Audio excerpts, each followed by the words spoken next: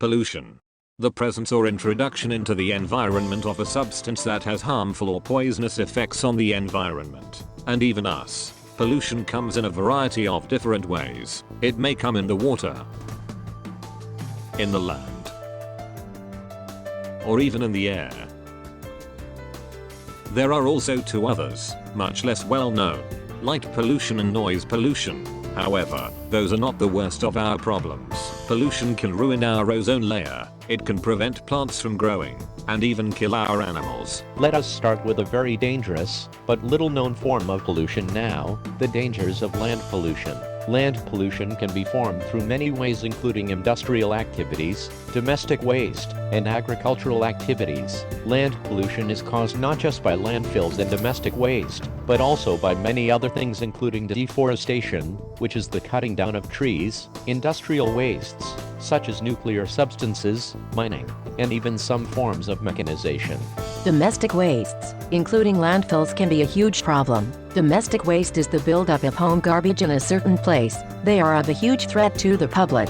Landfills will attract detrivores and decomposers, which are in some cases not good for the environment. These detrivores can include mice, voles, seagulls, and other nasty beings. Despite all the problems posed by land pollution, that is not the least of our problems. One serious problem posed by us would be the introduction of water pollution. Water pollution is not something that only comes from one source. It comes from many, and those include wastewaters, sewage, marine dumping, and industrial pollution, which includes oil pollution. Wastewaters are very dangerous, both for your health and the health of your ecosystems. Sewage would include all feces, urine, and other toxic wastes. If this waste is not treated, though, the bacteria will escape, causing the spread of diseases and impurification of water, leading animals to die. When chemicals are in the water, they will cause immense damage to other nearby ecosystems. This type of water is referred to as brown sludge. On the other hand, there is also a huge issue called coastal or marine dumping.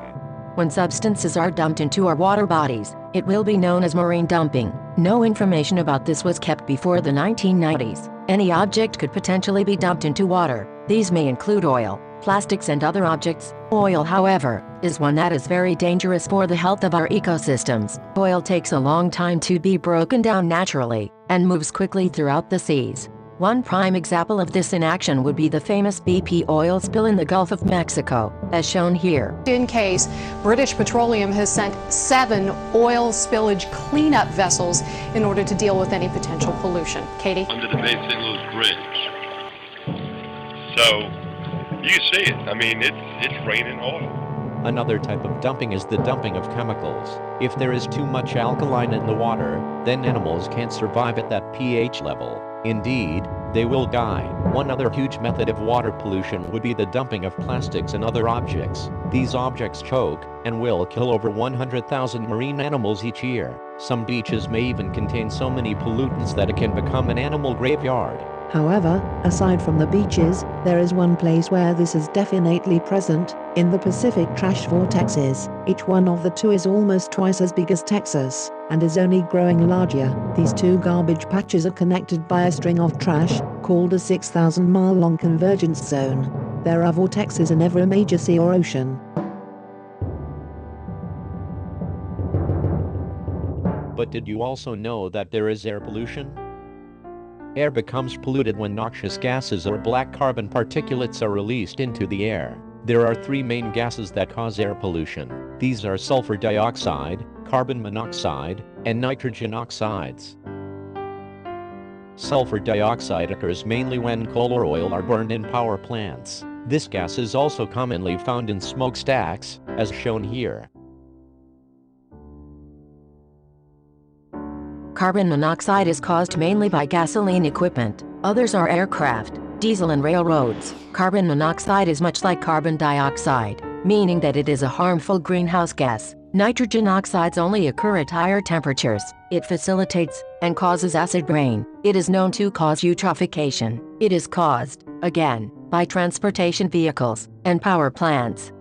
Now to move on, a brief overview of black carbon pollution. This phenomenon may account for 18% of the world's global warming. It causes soupy brown air, This is only used to describe industrial particulate pollution. Did you know that nature creates its own pollution too? Volcanoes spew ash into the atmosphere, providing a stream of sulfur dioxide. The acid reacts with sunlight and blocks it, sort of like what happened on Mount Pinatubo. Over towns and farmlands, killing more than 300 people.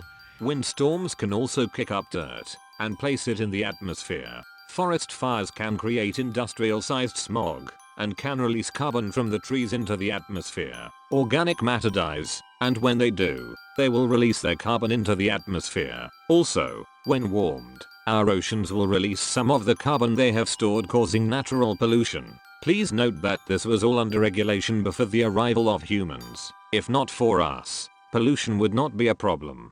Pollution also has negative effects on our ecosystems. Amphibians are hit hardest by water pollution. They absorb water through their skin, so any toxins present get directly inside their bodies.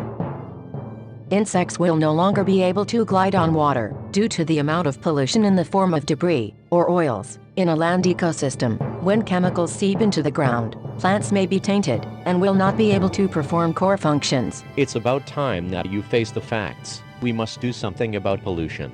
Pollution is bad for our health. It kills millions of people each year who get heart disease, Lead poisoning, And even some lung problems. and furthermore, 40% of America's rivers are too polluted from fishing, swimming, or aquatic life. What can we do to help this growing problem? We can recycle, plant a tree, get better fuel-efficient cars, or even contact our local authorities and governments to raise awareness and put in place plans to make our community a cleaner, ecological place. We just passed over the development in northern Alberta of the tar sands. Pollution affects us through the air, the land, And the waters. This is something we must be aware of as we proceed into a hopefully greener future. So this is a good day. It's a good day in the fight for cleaner air.